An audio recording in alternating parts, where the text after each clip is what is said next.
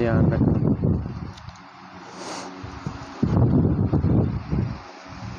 بسم اللہ الرحمن الرحیم۔ چوتھا رکوع شروع ہو رہا ہے، آیت نمبر 51۔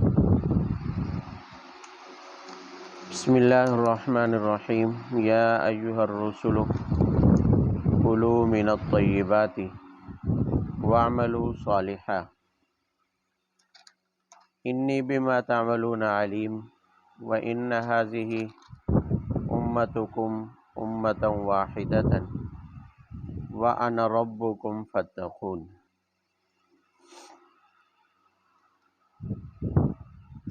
یہاں سے لے کر آگے آیت نمبر 56 ختم ہو رہی ہے بل لا یشعرون پر۔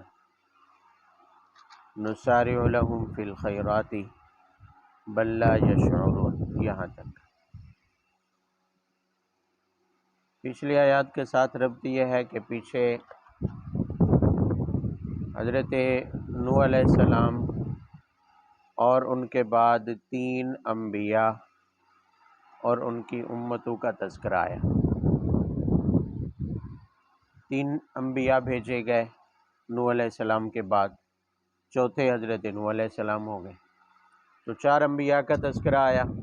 پھر ان کی امتوں کا انبیاء کے ساتھ رویہ کیسا تھا، انہوں نے تکذیب کی، اس کا ذکر آیا ہے۔ پھر آگے ان کے انجام کا بیان آیا کہ ان امتوں کے اوپر تکذیب کی وجہ سے اللہ کا عذاب آئے۔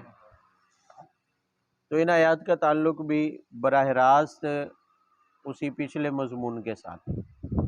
پہلی 2 آیات میں یا ایھا الرسل کلوا من الطیبات اور آگے وان ھذہ امتکم امۃ واحدہ،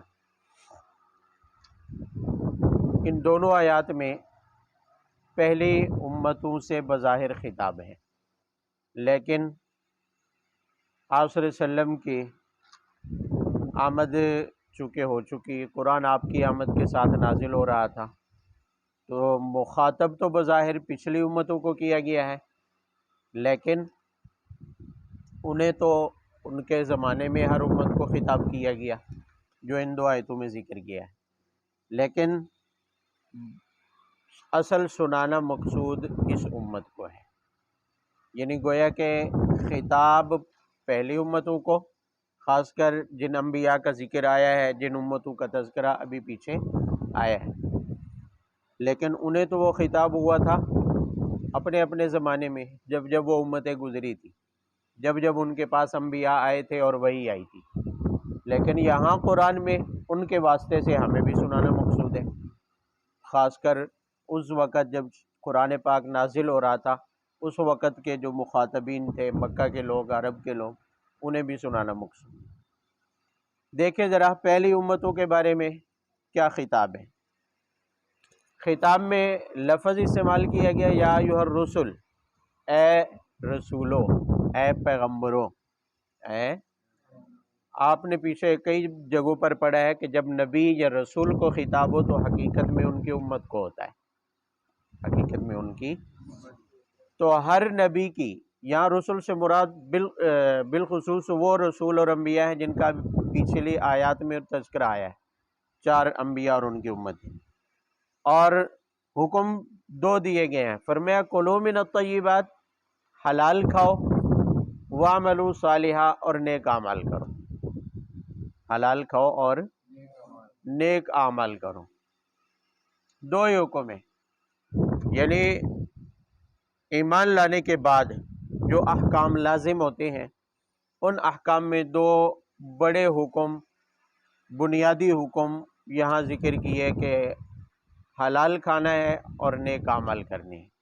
ان دونوں کا آپس میں جوڑ ہے، پہلے بھی کئی بار گزر چکا ہے کہ حلال کھانے والے کو ہی نیکی کی توفیق ہوتی ہے، حرام کھانے والے کو یا تو نیکی کی توفیق ہی نہیں ہوتی، یا اگر توفیق مل بھی جائے، کر بھی لینے کی، تو قبول نہیں ہوتی۔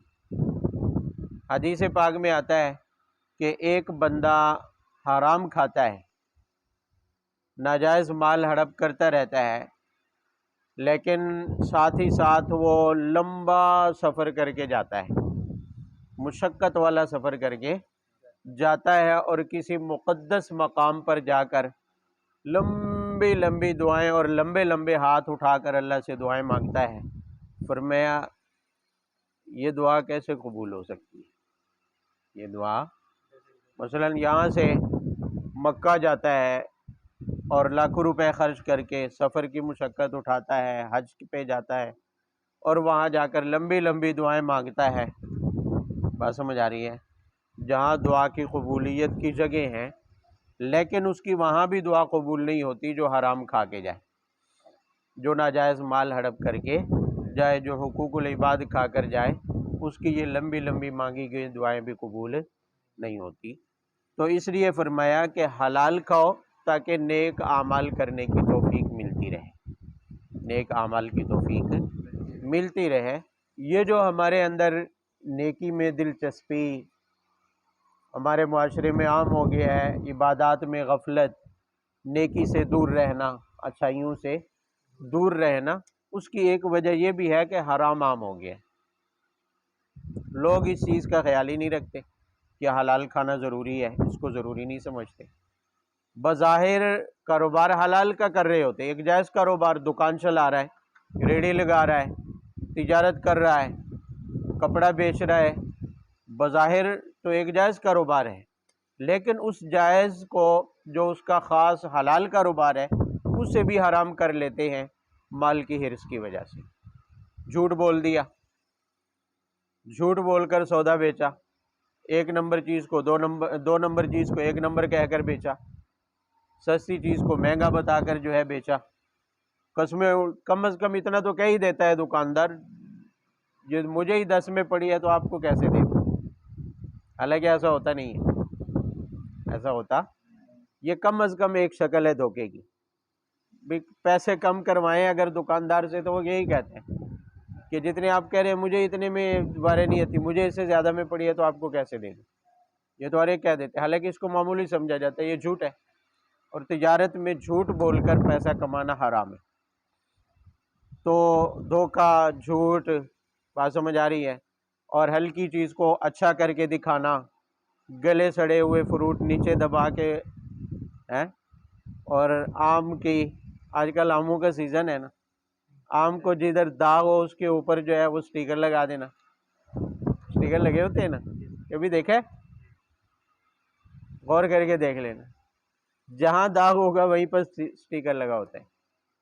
یعنی اکثر یہ اب ادھر سے جو پیسہ کمایا ہے، پھر اس حال میں کمائے ہوئے پیسے سے بندہ لاکھوں روپے خرچ کر کے جائے بھی حج کرنے کے لیے، مکہ جائے، اگر عبادت کی توفیق اسے مل بھی جائے تو وہاں جا کر اس کی عبادت قبول ہوگی، اس کی لمبی لمبی دعائیں قبول نہیں ہوں گی۔ اسی لیے بنیادی حکم دیا ہے کہ کلوا من الطیبات، کیا کرتے رہو؟ حلال کھاتے رہو تاکہ وعملوا صالحا، نیکی کی توفیق ملتی رہے، نیک اعمال کی توفیق ملتی رہے۔ اس لیے حلال کمانے اور حلال کھانے، اس چیز کا اہتمام کرنا اسلام میں ایک بنیادی حکم ہے، اور یہ اتنا عظیم الشان حکم ہے کہ خطاب کرتے ہوئے رسولوں کا صیغہ بولا گیا ہے، حالانکہ مخاطب اصل میں رسول نہیں ہے، ان کی امتیں ہیں، عام لوگ ہیں۔ تو رسولوں کو مخاطب بنانے سے مقصود ہی یہ ہوتا ہے کہ یہ حکم اتنا اہم ہے کہ خطاب انبیاء کو کیا جا رہا ہے جو کہ معصوم ہے، جو جن سے نافرمانی ہوئی نہیں سکتی ہے۔ مطلب جب ان کو ایک حکم کا مخاطب بنایا جا رہا ہے تو وہ حکم کوئی عام حکم نہیں ہے، بلکہ وہ اہم حکم ہے، اور اس کی اہمیت کی وجہ یہی ہے کہ تمام عبادات اور نیکیوں کی قبولیت کا دار و مدار اسی کے اوپر ہے، حلال کھانے کے اوپر ہے۔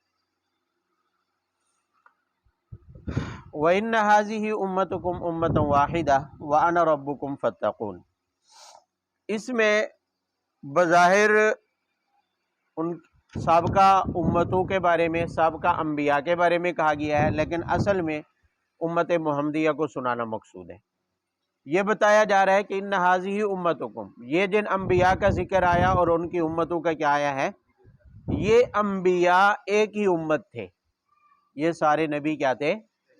چار تو یہ ہیں جن کا تذکرہ پچھلے آیات میں آیا ہے، لیکن آدم سے لے کر آپ صلی اللہ علیہ وسلم تک تمام انبیاء ایک ہی امت تھے، تمام انبیاء کیا تھے؟ حاضی کا اشارہ تو بظاہر ہی نہیں چار کی طرف ہے، لیکن سارے انبیاء ایک ہی امت تھے۔ ایک ہی امت ہونے کا مطلب کیا ہے کہ سب کا دین ایک تھا. سب کا دین کیا تھا؟ میں پہلے ہی بتا چکا ہوں کہ دین آدم سے لے کر آپ صلی اللہ علیہ وسلم تک دین اسلامی رہا. کیونکہ دین کہتے ہیں عقائد کو، دین کہتے ہیں بنیادی نظریات کو، جنہیں ہم عقائد کہتے ہیں. بنیادی عقائد دین ہیں، وہ مختلف کبھی نہیں رہے، آدم سے لے کر آج تک وہی رہے ہیں، اور اسی کو دین کہا جاتا ہے. دین ایک ہی رہا ہے، ملت کیا ہے؟ ایک ہی رہی ہے. البتہ آگے احکام بدلتے رہے. ہر نبی کے زمانے میں شرعی احکام کیا ہے؟ بدلتے رہے، یعنی عملی شرعی احکام بدلتے رہے، وہ مختلف ہوتے رہے. اور انہی عقائد میں اختلاف کی بنیاد پر تفرقہ ہوتا ہے، فرقہ بازی جس کو کہتے ہیں، ٹکڑے ٹکڑے ہونا، متفرق ہونا، علیحدہ علیحدہ ہونا. جو احکام میں اختلاف ہوتا ہے اسے تفرقہ نہیں کہتے. جیسے پیچھے بھی گزرتا رہا، اجتہادی اختلاف ہے، امام شافعی کا، امام مالک کا، امام ابو حنیفہ کا، اور بھی بہت سارے مجتہدین ہیں جن کے مذاہب آگے چلے نہیں ہیں. تو وہ جو احکام میں اختلاف ہے وہ پھر تفرقہ نہیں ہے. بات سمجھے؟ وہ ہر نبی کے زمانے میں مختلف رہے ہیں، لیکن جو بنیادی دین ہے وہ ایک ہی رہا ہے. اس لیے فرمایا ان ھذہ امتکم امۃ واحدہ، یہ سارے انبیاء کیا تھے؟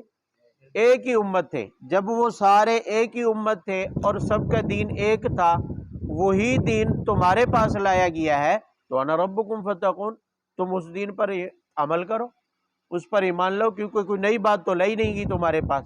وہی دین ہے جو آدم کے پاس تھا، وہی نوح علیہ السلام کے پاس، وہی تمام انبیاء بنی اسرائیل کے پاس، وہی دین حضرت ابراہیم اور ان کی اولاد کے پاس تھا، اور وہی دین تمہارے پاس بھیجا گیا ہے. آپ صلی اللہ علیہ وسلم لے کر آئے ہیں، تو کوئی نیا دین لے کر نہیں آئے ہیں، لہذا تمہیں اسی دین پر ایمان لانا ہے. انا ربکم، میں تمہارا رب ہوں، فاتقون، مجھ سے ڈرتے رہو. فتقطعوا امرهم بینہم زبرا کل حزب بما لدیہم فرحون. اس آیت میں سابقہ انبیاء کی امتوں کے انجام کو بیان کیا کہ نتیجہ کیا نکلا. دین تو سب کا ایک ہی تھا، ان ھذہ امتکم، سارے انبیاء ایک ہی امت تھے، یعنی ایک ہی دین لے کر آئے. لیکن پھر مسئلہ کیا بنا کہ وہ امتیں گمراہ کی ہوئی. فرمایا فتقطعوا امرهم بینہم، انہوں نے دین میں ٹکڑے ٹکڑے کر لیے. دین میں کیا کر لیے؟ ٹکڑے ٹکڑے کر لیے، یعنی انہوں نے اپنے عقائد بدل لیے. اپنے عقائد کیا ہے؟ بدل لیے. اور عقائد کو بدلنے کے بعد زبورا ٹکڑا ٹکڑا لے لیا. کسی نے کچھ ٹکڑا لے لیا، کسی نے دوسرا ٹکڑا لے لیا، ہر ایک نے اپنا نظریہ گھڑ لیا، اور اپنے نظریے کو مستقل دین کا عنوان دے کر، مستقل مذہب کا عنوان دے کر، کل حزب بما لدیہم فرحون، ہر ایک اپنے گڑے ہوئے دین کے اوپر کیا ہے؟ خوش ہے.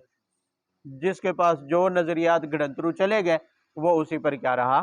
خوش رہا. یہ بتانا مقصود ہے امت محمدیہ کو کہ انہوں نے تو دین کے ساتھ یہ اشر کیا، لہٰذا تم ایسا نہ کرنا. اگر تم ایسا کرو گے تو پھر تمہارا انجام بھی ان سے مختلف نہیں ہوگا. فذرهم فی غمرتہم حتی حین ایحسبون انما نمدہم بہ من مال وبنین نسارع لہم فی الخیرات بل لا یشعرون. ان تین آیات میں آپ صلی اللہ علیہ وسلم کو مشرکین مکہ کے حوالے سے دو ہدایات، مشرکین مکہ کی غلط فہمی دور کی گئی ہے، اور آپ صلی اللہ علیہ وسلم کے لیے ہدایت ہے. توجہ سے فرمایا فذرهم فی غمرتہم حتی حین. آپ صلی اللہ علیہ وسلم کو حکم دیا گیا کہ یہ مشرکین مکہ اگر آپ کی بات نہیں مان رہے اور دین اسلام کو تسلیم نہیں کر رہے، آپ انہیں ان کی گمراہی میں چھوڑ دیں. ایک مدت کے لیے انہیں سوچنے سمجھنے دیں، اور ایک مدت کے لیے انہیں دنیا سے نفع اٹھانے دیں. عذاب تو آئے گا، پکڑ تو ان کے اوپر آئے گی، لیکن ایک وقت تک انہیں مہلت ہے، ایک وقت تک انہیں کیا ہے؟ لہذا آپ انہیں چھوڑ دیجئے، ان کے حال پر جانے دیجئے. یہ ایمان لانے والے نہیں ہیں. جیسے کہ پہلے سورہ بقرہ میں بھی آیا کہ انذرتہم ام لم تنذرہم لا یؤمنون، آپ انہیں ڈرائیں یا نہ ڈرائیں، اب یہ ایمان لانے والے، کیونکہ یہ اپنی استعداد برباد کر چکے ہیں. اور دوسری آیت جو ہے ایحسبون انما نمدہم بہ من مال وبنین، اس میں مشرکین مکہ کی ایک غلط فہمی کو دور کیا ہے. مشرکین مکہ کا خیال یہ تھا کہ ہمارے ایمان نہ لانے کے باوجود، ہمارے انکار کے باوجود ہم خوشحال ہیں. ہم کیا ہیں؟ خوشحال ہیں. ہمارے اوپر کوئی تنگی نہیں ہے, کوئی مصیبت نہیں ہے. تو اس کا مطلب یہ ہے کہ ھذا من فضل ربی, ہمارے اوپر اللہ کا فضل ہے. ہم قبول ہیں, ہمارے اعمال ٹھیک ہیں, ہم صحیح رخ پر جا رہے ہیں, ہم ہدایت پر ہیں. ہم کیا ہیں؟ ہم حق پر ہیں. ہم کس پر ہیں؟ حق پر ہیں. سارے کرتوت برے تھے, سارے کرتوت کیا تھے؟ برے تھے ابو جہل اینڈ کمپنی کے. لیکن کیا کہتے تھے کہ اگر ہمارا راستہ برا ہوتا تو ہم تکلیفوں میں مبتلا ہوتے, ہمارے اوپر مصائب آتے, پریشانیاں آتی. لگتا ہے ہم کیا ہیں؟ حق پر ہیں, ہمارے اوپر فضل ہے رب کا. اور یہ جو اپنے آپ کو حق پر کہتے ہیں مسلمان, ان کی حالت یہ ہے کہ جس دن سے اسلام قبول کیا ہے کھانے کو ترس رہے ہیں, کھانے پینے کی تنگی میں کیا ہے؟ مبتلا ہیں. لباس کی تنگی میں کیا ہے؟ مبتلا ہیں. اکثر ان میں سے غربا تھے, اکثر ان میں سے مساکین تھے. تو اب وہ یہ سمجھ رہے تھے کہ ہمارے پاس چونکہ مال کی فراوانی ہے, دنیا کی فراوانی ہے, تو لہٰذا ہم کس پر ہیں؟ حق پر ہیں. آج کا بھی مسلمان مالدار یہی سمجھتا ہے, یہی سمجھتا ہے.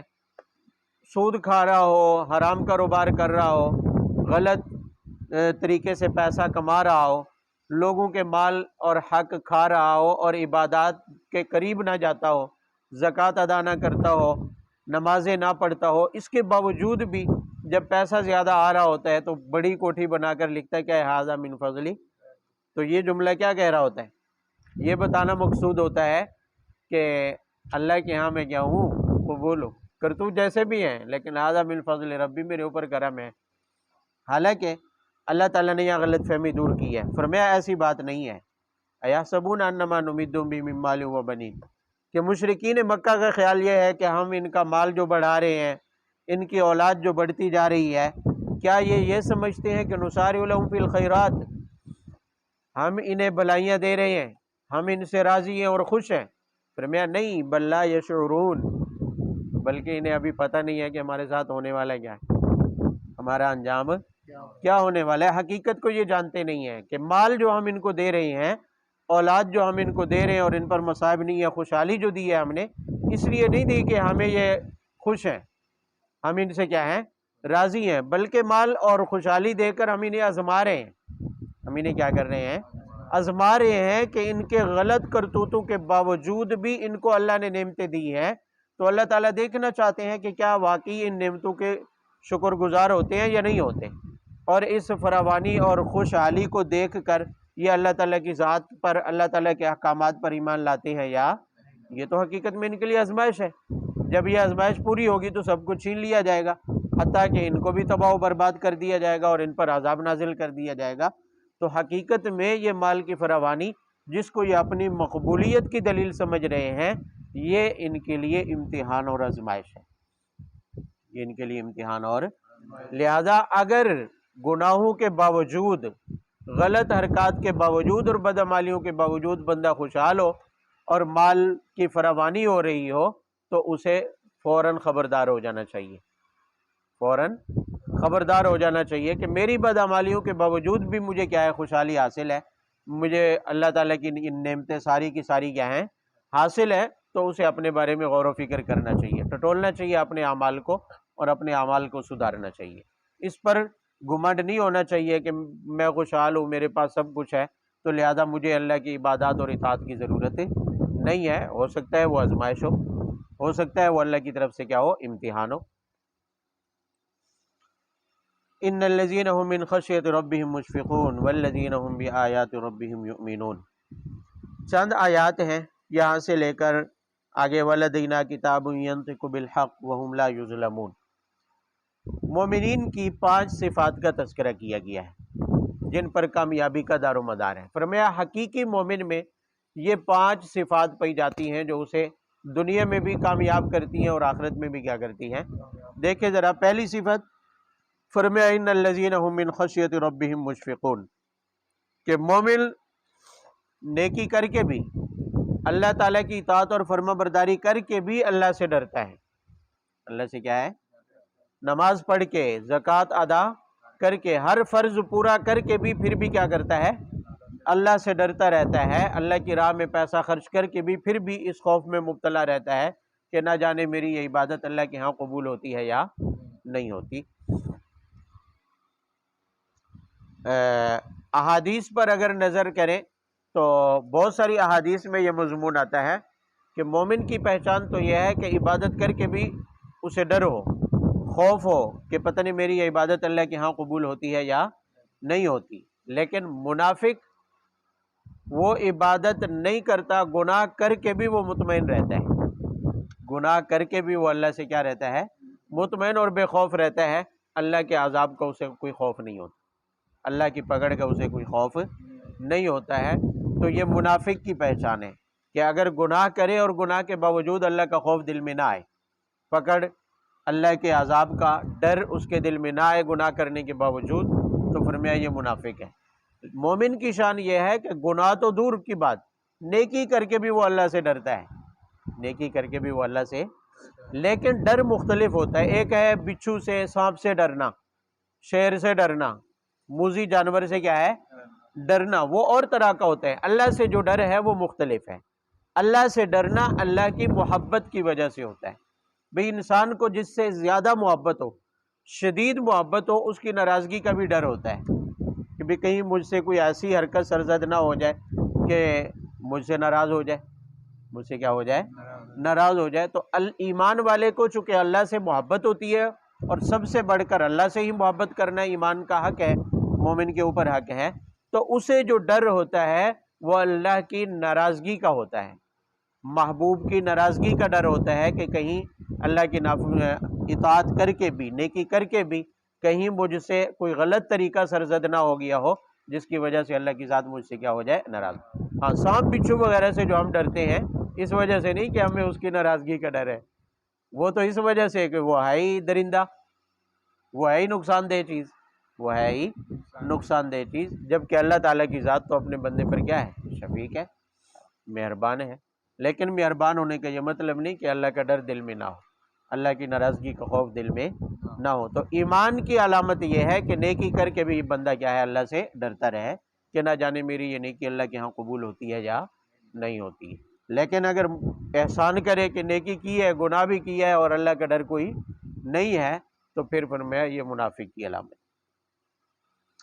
یہ تو پہلی صفت ہے۔ دوسری صفت والذین هم بآیات ربهم یؤمنون، فرمایا ایمان والے اللہ تعالیٰ کی آیات پر ایمان رکھتے ہیں۔ اللہ تعالیٰ کی آیات پر ایمان کا معنی کیا ہوتا ہے؟ کہ جو اللہ کی طرف سے آیا سب کو تسلیم کرنا، سب کو کیا ہے؟ اب اللہ تعالیٰ کی آیات دو طرح کی ہیں، ایک تو ہے تنزیلی جو قرآن پاک میں نازل ہوئی، جو قرآن پاک میں، تو ایمان والے قرآن پاک میں نازل شدہ آیات کو بھی مانتے ہیں، اور اللہ تعالیٰ کی وہ آیات جو تکوینی ہے، اللہ تعالیٰ کی قدرت کے اوپر دلیل ہے، یعنی پوری کائنات، پوری کائنات، ان آیات کو بھی وہ کیا کرتا ہے؟ تسلیم کرتا ہے، جو اللہ تعالیٰ کی برحق ہونے پر دلالت کرتی ہے، اللہ کی وحدانیت پر کیا کرتی ہیں؟ دلالت کرتی ہے۔ تو ایمان والا اللہ تعالیٰ کی تمام آیات کو تسلیم کرتا ہے، یہ ایمان والے کی دوسری صفت ہے۔ اور تیسری والذین هم بربهم لا یشرکون، ایمان والے کی تیسری صفت یہ ہے کہ وہ اپنے رب کے ساتھ کسی کو شریک نہیں ٹھہراتا، اپنے رب کے ساتھ کسی کو شریک نہیں ٹھہراتا، اللہ کو وحدہ لا شریک مانتا ہے، اور اللہ کی وحدانیت پر اتنا اعتماد ہوتا ہے کہ وہ غیر اللہ کو اپنے لیے نہ نافع سمجھتا ہے اور نہ نقصان دہ سمجھتا ہے۔ اس کا نظریہ یہ ہوتا ہے کہ نفع بھی اللہ کی طرف سے آتا ہے، اور اگر کوئی تکلیف آتی ہے، مصیبت آتی ہے، تو وہ بھی کس کی طرف سے؟ اللہ کے علاوہ کسی ولی کے، کسی بزرگ کے اور کسی بت اور مورتی کے اختیار میں نہیں ہے کہ نفع پہنچائے یا مجھے کیا پہنچائے؟ نقصان پہنچائے۔ والذین یؤتون ما آتوا وقلوبهم وجلۃ انہم الی ربہم راجعون، چوتھی صفت۔ پہلی صفت ہم نے بیان کی، وہاں مطلق آیا تھا کہ وہ اپنے رب سے کیا ہے؟ ڈرتا ہے۔ مومن کی صفت یہ ہے کہ وہ اپنے رب سے ڈرتا ہے۔ اب ذرا اس کو وضاحت کے ساتھ چوتھی صفت کے طور پر بیان کیا، فرمایا کہ اللہ کی طرف سے مومن کو جو حکم دیا گیا ہے، والذین یؤتون، جو اللہ کی طرف سے حکم دیا گیا ہے، فرمایا اس حکم کو ادا کر کے بھی اس کا دل ڈرتا رہتا ہے، اس حکم کو بجا لا کر بھی اس کا دل نماز کا حکم دیا گیا، نماز پڑھ کے بھی وہ ڈرتا رہتا ہے کہ نہ جانے اللہ کے ہاں قبول ہوئی ہے یا کامران پانی پلا دے، منہ بھی دھو۔ انہم الی ربہم راجعون، ڈر کس بات کا ہوتا ہے کہ اس نے اللہ کی طرف لوٹ کر جانا ہے، نہ جانے میرا یہ عمل اللہ کے ہاں قبول ہوا ہے یا مجھے اس کا بدلہ ملے گا یا نہیں ملے گا، مجھے اس کا اچھا صلہ ملے گا یا نہیں ملے گا، اسے یہ خوف ہوتا ہے۔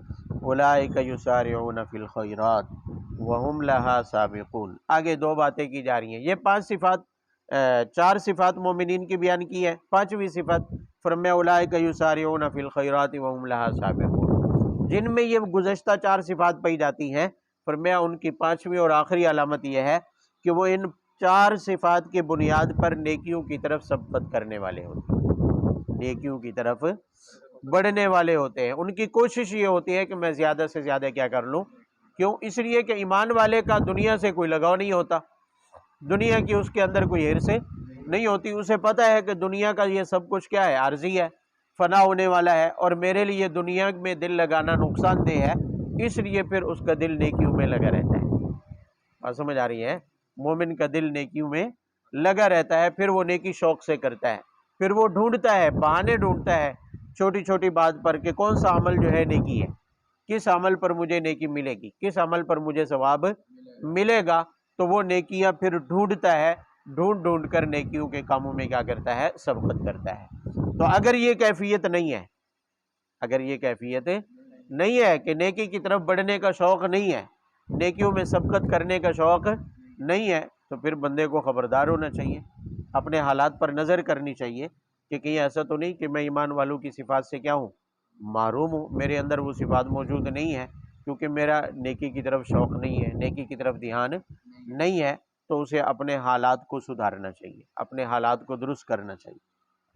وَلَا نُكَلِّفُ نَفْسًا إِلَّا وُسْعَهَا وَلَدَيْنَا كِتَابٌ يَنطِقُ بِالْحَقِّ وَهُمْ لَا يُظْلَمُونَ۔ دو باتیں کی ہیں، فرمایا لَا نُكَلِّفُ إِلَّا نَفْسًا إِلَّا وُسْعَهَا، باقی کوئی یہ نہ سمجھے کہ اللہ تعالیٰ کی طرف سے جو احکامات دیے گئے ہیں ان احکامات کو پورا کرنا تو بہت مشکل ہے، کسی بندے کے بس سے باہر بھی تو ہو سکتا ہے، کوئی ایسا بھی تو ہو سکتا ہے جو اس پر عمل نہ کر سکے۔ فرمایا ایسا ہم نے حکم دیا ہی نہیں ہے، ایسا حکم بھئی بندہ جس حکم کو نہیں بجا لا سکتا ہے، ایسا حکم کسی بندے کو دیا ہی نہیں گیا۔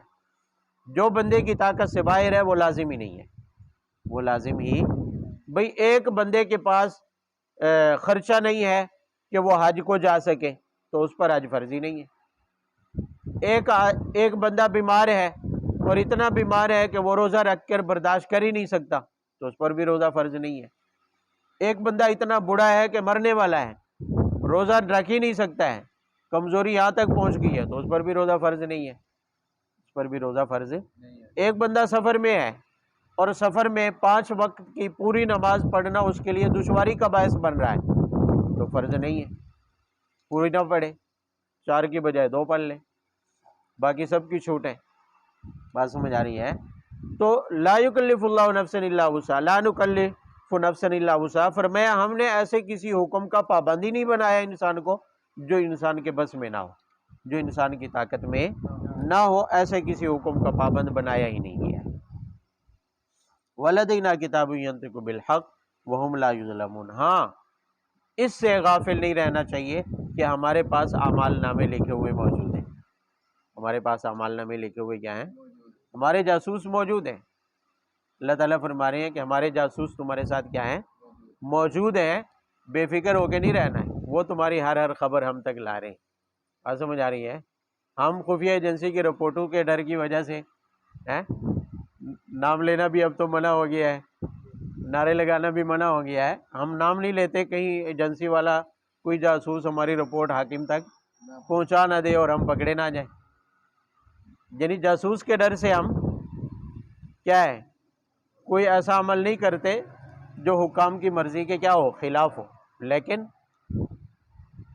اس جاسوس کے ڈر سے جو ہمارے دائیں بائیں کندھوں کے اوپر بیٹھے ہوئے ہیں اس کا ہمیں کوئی خوف نہیں ہے کہ وہ براہ راست اللہ کو رپورٹ دے رہے ہیں۔ اور اللہ تعالیٰ فرما رہے ہیں وَلَدَيْنَا كِتَابٌ يَنطِقُ، بتا رہے ہیں مخلوق کو پہلے آگاہ کر دیا گیا کہ ہم نے جاسوس چھوڑے ہوئے ہیں، بے ایجنسیاں بتاتی نہیں ہیں، حکام بتاتے نہیں ہیں کہ ہمارا فلاں فلاں جاسوس ہے اور تمہاری نگرانی کر رہا ہے، لیکن اس کے باوجود بھی ہم کیا ہے، خبردار ہو جاتے ہیں۔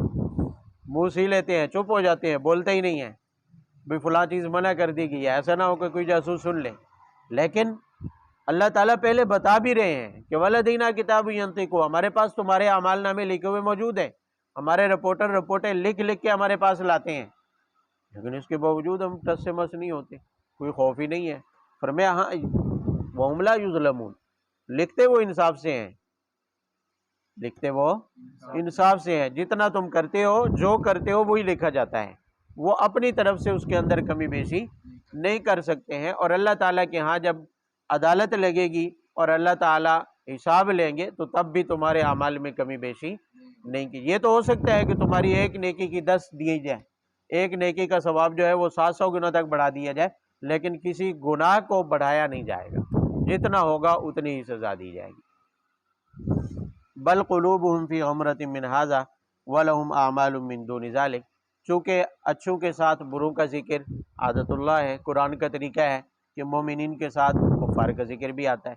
تو اب تک مومنین کی علامات اور صفات بیان ہوئی ہیں، تو آگے کفار کی کچھ علامات، کفار کے بارے میں آپ صلی اللہ علیہ وسلم کو کچھ ہدایات دی جا رہی ہیں۔ پہلی آیت میں فرمایا کہ بل قلوبہم فی غمرۃ من ھذا ولہم اعمال من دون ذلک ہم لہا عاملون۔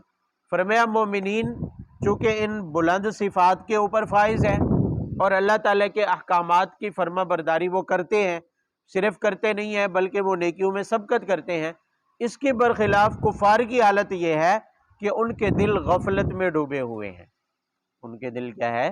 غفلت میں ڈوبے ہوئے ہیں۔ تو نتیجہ یہ ہے کہ وَلَهُمْ أَعْمَالٌ مِّن دُونِ ذَلِكَ، وہ گھٹیا اعمال میں، ذلیل ترین اعمال کرنے کے اندر مبتلا ہیں، ہر اس گناہ کو وہ کرتے ہیں جو حقیقت میں اللہ تعالیٰ کے ہاں ذلت کا باعث ہے، جو ان کے لیے عذاب اور رسوائی کا کیا ہے؟ باعث ہے، وہ گھٹیا اعمال میں مبتلا ہے۔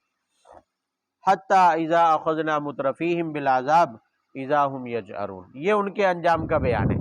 فرمایا کہ جب ہم انہیں پکڑیں گے، دنیا میں بھی ہو سکتی ہے پکڑ، آخرت میں بھی ہو سکتی ہے۔ فرمایا جب اللہ کا عذاب آئے گا ہمارا ان کے اوپر، کن کے اوپر؟ جو اپنی خوشحالی اور مالداری کے الزام میں مبتلا ہیں، اپنے مالداری کے گھمنڈ میں کیا ہے؟ مبتلا ہیں اور ہماری نافرمانیاں کرتے چالے ہیں۔ فرمایا جب ہم انہیں عذاب میں گرفتار کریں گے، پکڑیں گے، اذا ہم یجرون، تو چلائیں گے، پھر یہ کیا ہے؟ چلائیں گے، اس لیے کہ کبھی تکلیف بھگتی نہیں ہے دنیا میں، اچانک تکلیف آئے گی تو پھر یہ روئیں گے، پھر یہ چیخیں گے، ان کے اوپر تکلیف آئے گی۔ غزوہ بدر میں جو 70 قریشی سردار مارے گئے تھے، وہ ایک عذاب کی ایک شکل تھی، ان کے پیچھے خاندان والے سالوں تک روتے رہے، مہینوں تک ان کی عورتیں چیختی چلاتی رہیں، آسمان سر پہ اٹھایا رکھا۔ فرمایا اخذنا مترفیم، جب ہم ان کے خوشحالوں کو پکڑیں گے، 70 کے 70 خوشحالی تھے، وہ سرداران مکہ ہی تھے جو اپنی خوشحالی پر گمنڈ رکھتے ہوئے اور یہ اکڑتے ہوئے کہتے تھے کہ ہمارے اوپر تو اللہ کیا ہے؟ راضی ہے، ہم تو مقبول ہیں، ہم تو حق پر ہیں، یہی وجہ ہے کہ ہمارے پاس مال ہے۔ تو اللہ تعالیٰ فرماتے ہیں جب ہم انہیں پکڑیں گے، اذا ہم یجرون، یہ چلائیں گے، لیکن اللہ کی طرف سے حکم ہوگا لا تجروا اليوم، آج چلا نہیں سکتے ہو، آج تم چیخ بھی نہیں سکتے ہو، چلاؤ اور چیخو گے کوئی فائدہ نہیں ہوگا۔ کیوں؟ انکم منا لا تنصرون، آج کوئی مدد نہیں ہوگی، آج کوئی مدد نہیں ہوگی، کیونکہ آج تو تم نے سزا بھگتنی ہے۔ قد کانت آیاتی تتلی علیکم، ہماری آیات تم پر پڑھی جاتی تھی، لیکن تمہاری حالت کیا تھی؟ فکنتم علی اعقابکم تنکصون، ایڑیوں کے بل تم کھسک جاتے تھے، بھاگ جاتے تھے جب ہماری آیات تمہارے اوپر کیا کی جاتی تھی؟ تلاوت کی جاتی تھی۔ مستکبرین بھی، تکبر کرتے ہوئے، تکبر، سامرن تہجرون، راتوں کو تم انہیں قصہ گوئی کہہ کر چھوڑ دیتے تھے، قصہ گوئی کہہ کر۔ یہ تینوں باتیں آپس میں جڑی ہوئی ہیں۔ آپ صلی اللہ علیہ وسلم دن رات دعوت دیتے رہتے تھے، قرآن پاک سناتے رہتے تھے، تو آپ صلی اللہ علیہ وسلم جب کبھی یہ جہاں جمع ہوتے سرداران مکہ، تو آپ صلی اللہ علیہ وسلم جا کر قرآن پاک کی آیات تلاوت کرتے اور سناتے، تو یہ ایڑیوں کے بل یعنی الٹے منہ جو ہے کھسک جاتے، پیچھے ہو جاتے، اور پھر بیت اللہ کے ارد گرد کھڑے ہو کر کیا کرتے تھے؟ تکبر، غرور سے بھرے ہوئے۔ اللہ تعالیٰ فرماتے ہیں یہ اپنی رات کی محفلوں میں گپ شپ اور مشغلہ ہی ان کا یہ تھا کہ قرآن پاک کے اوپر مذاق اڑاتے تھے، قرآن پاک کے بارے میں کوئی تو یعنی رات کے وقت گپ شپ کی ان کی محفلیں ہوتی تو کوئی تو کہتا ہے کہ ہمیں تو لگتا ہے کہ اس نے خود گڑھ لیا، اور کوئی کہتا تھا کہ یہ جادو ہے، کوئی کہتا تھا کہ یہ فلاں بندے سے پڑھا اور سیکھا ہے اس نے، جو فلاں اجمی غلام ہے اس سے جا کر یہ پڑھ لیتا ہے، سیکھ لیتا ہے اور ہمیں آ کر کہتا ہے یہ اللہ کی طرف سے قرآن نازل ہو۔ کوئی کچھ کہتا تھا، کوئی کہتا تھا یہ سابقہ امتوں کی قصے کہانی ہے۔ بات سمجھ آ رہی ہے؟ تو اللہ تعالیٰ فرما رہے ہیں کہ تم اس وقت تکبر اور غرور میں ڈوبے ہوئے تھے، لہذا لا تجاروا اليوم، آج تمہیں چیخنے چلانے کی اجازت نہیں ہے، لا تنصرون، آج تمہاری مدد بھی نہیں کی جائے گی۔ افلم یدبروا القول ام جاءہم ما لم یأت آباءہم الاولین۔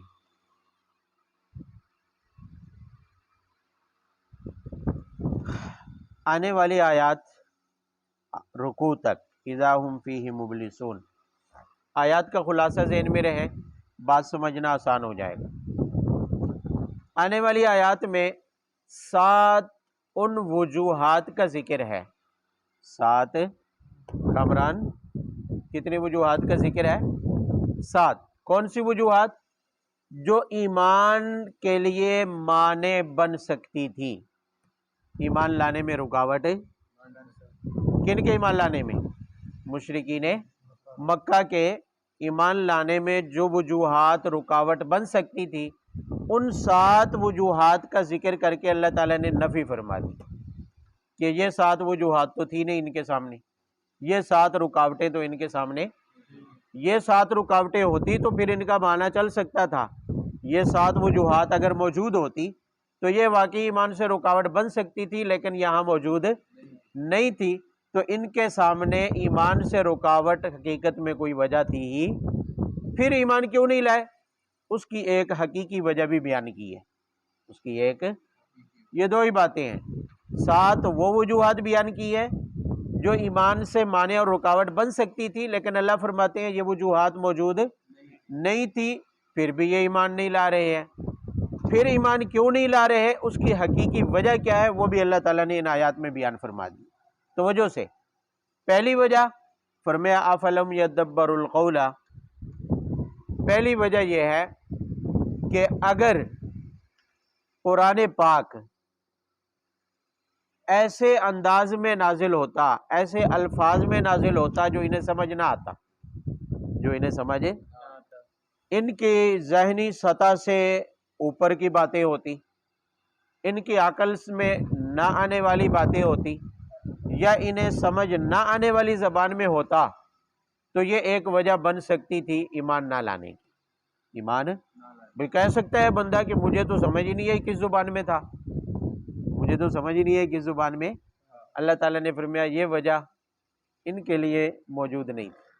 کیوں؟ اس لیے کہ قرآن عربی زبان میں ہے، قرآن عربی زبان میں، اور یہ خود عربی سمجھنے والے ہیں، اور قرآن میں جو دلائل دیے گئے ہیں وہ اتنے آسان ہیں، اتنے، ایک اجمی بندہ بھی اگر کسی پڑھے لکھے آدمی کے سامنے بیٹھ کر قرآن کو سن لے تو وہ بھی سمجھ جاتا ہے، وہ بھی کیا ہے؟ سمجھ جاتا ہے۔ تو لہٰذا یہ وجہ تو، یہ بہانہ تو ان کے سامنے موجود ہی نہیں تھا، یہ بہانہ تو ان کے سامنے موجود ہی نہیں تھا کہ ہم نے قرآن میں غور و فکر نہیں کر سکتے تھے، ہم قرآن کو سمجھ نہیں سکتے تھے، یہ بہانہ ان کے پاس تھا ہی نہیں۔ اور دوسری وجہ فرمایا ام جاءہم ما لم یأت آباؤہم الاولین، توجہ سے، قرآن میں جو احکام لائے گئے ہیں، جو احکام، یہ وہ احکام بھی نہیں تھے جو اس سے پہلے کسی امت پر نہ آئے ہوں، ان کے آباء و اجداد کے پاس یہ احکام نہ آئے ہوں، ایسے کوئی احکام بھی قرآن میں، کیونکہ اگر ایسے احکام ہوتے جو پہلے کبھی نہیں آئے، پہلے کبھی نہیں آئے، تو یہ کہہ سکتے تھے کہ یہ ایک نئی بات ہے، یہ کیا ہے؟ نئی بات ہے، نئی باتیں لے کر آئے ہیں۔ بات سمجھ آ رہی ہے؟ جو نبوت کا دعویٰ کر رہے ہیں یہ کوئی نئے احکام لا کر آئے ہیں، پہلے کائنات کی تاریخ میں کسی کے پاس ہے ہی نہیں ہے، کسی کے پاس اس کی کوئی مثال ہی نہیں ملتی ہے، تو ہمیں تو لگتا ہے یہ غلط ہے، یہ جھوٹ ہے، کیونکہ اگر یہ نبی ہوتے تو کم از کم وہ احکام تو لاتے جو کم از کم پہلی امتوں یا ہمارے بڑوں کے پاس، آباء و اجداد کے پاس آئے تھے۔ تو اللہ تعالیٰ فرماتے ہیں یہ وجہ بھی ان کے پاس موجود ہے۔ کیوں؟ اس لیے کہ نبی صلی اللہ علیہ وسلم جو دین لے کر آئے ہیں، سابقہ امتوں اور انبیاء کے پاس بھی یہی دین، سابقہ امتوں اور انبیاء کے پاس بھی یہی دین تھا، کوئی نیا دین لے کر نہیں آئے۔ جس کے اندر یہ بہانہ بنا لے کہ ایک نئی بات آئی تھی، ہم سمجھے پتہ نہیں شاید غلط ہو۔ بات سمجھ آ رہی ہے؟ اور تیسری وجہ یہ ہو سکتی تھی، فرمایا ام لم یعرفوا رسولهم فهم له منکرون، وجہ سے کہ بھی نبوت کا دعویٰ کرنے والا کوئی انجان غیر معروف شخص بھی نہیں ہے جس کے بارے میں یہ نہ جانتے ہوں، جس کے بارے میں بھئی ان کے پاس یہ بہانہ ہو سکتا تھا کہ جو ہمارے سامنے نبوت کا دعویٰ کر رہا تھا ہمیں تو اس کے کردار کا ہی نہیں پتا، ہم تو اس کو جانتے ہی نہیں ہیں، اس کے آباء و اجداد کون ہیں، اس کا کردار کیا ہے۔ اچانک ہمارے سامنے ظاہر ہوا ایک اجنبی آدمی اور آ کر کہا کہ مجھے نبی مانو۔ اگر ایسا کوئی آ کر دعویٰ کرے تو یقیناً ہم میں سے کوئی بھی تسلیم نہیں کرے گا۔ یہ ایک وجہ ہو سکتی تھی، لیکن اللہ تعالیٰ فرماتے ہیں ان کے پاس یہ وجہ بھی پیدائش سے لے کر جوانی تک اور نبوت کے 40 سال کی عمر تک پورے کردار کی الف سے لے کر یہ تک ہر بات نبی کی انہیں کیا ہے معلوم ہے، اور ان کے کردار کے یہ خود شاہد بھی ہیں، خود مانتے بھی ہیں کہ ان سے بڑا سچا، ان سے بڑا امانت دار اور کوئی نہیں۔ بات سمجھ آ رہی ہے؟ تو فرمایا جب یہ بہانہ ان کے پاس نہیں ہے کہ ہم اس بندے کو نہیں جانتے ہیں جو نبوت کا دعویٰ کر رہا ہے، تو پھر ظاہر ہے ان کے پاس ایمان نہ لانے کی کوئی وجہ موجود نہیں۔ ابھی 3 وجوہات بیان ہوئی ہیں، کل کتنی وجوہات ہیں؟ 7۔ تو یہ 3 وجوہات تو ان کے پاس موجود نہیں ہیں۔ یہ بھی نہیں کہہ سکتے کہ ہمیں قرآن سمجھ میں نہیں آیا، یہ بھی نہیں کہہ سکتے کہ یہ کوئی نئی بات لے کر آیا ہے، پہلے تو کبھی کسی کے پاس ایسا دین نہیں آیا، ایسے احکام نہیں آئے، اور یہ بھی نہیں کہہ سکتے کہ یہ ایک اجنبی آدمی ہے جس نے ہمارے سامنے دعویٰ کر دیا کہ مجھے تم نبی کیا کر لو، تسلیم کر لو، ہم تو اس کے کردار کو نہیں جانتے، اس کے ماضی اور حال کو نہیں جانتے۔ یہ دعویٰ بھی نہیں کر سکتے کیونکہ نبی صلی اللہ علیہ وسلم انہی میں پیدا ہوئے، انہی میں بچپن گزارا، انہی میں جوانی گزاری ہے، انہی میں بڑے ہوئے ہیں، اور یہ خود ان کے کردار کے اچھے ہونے کے بھی کیا ہیں؟ گواہ ہیں، شاہد ہیں، لہذا ان کے پاس یہ بہانہ بھی نہیں ہے کہ ہم اس بندے کو پہچانتے نہیں۔ وآخر دعوانا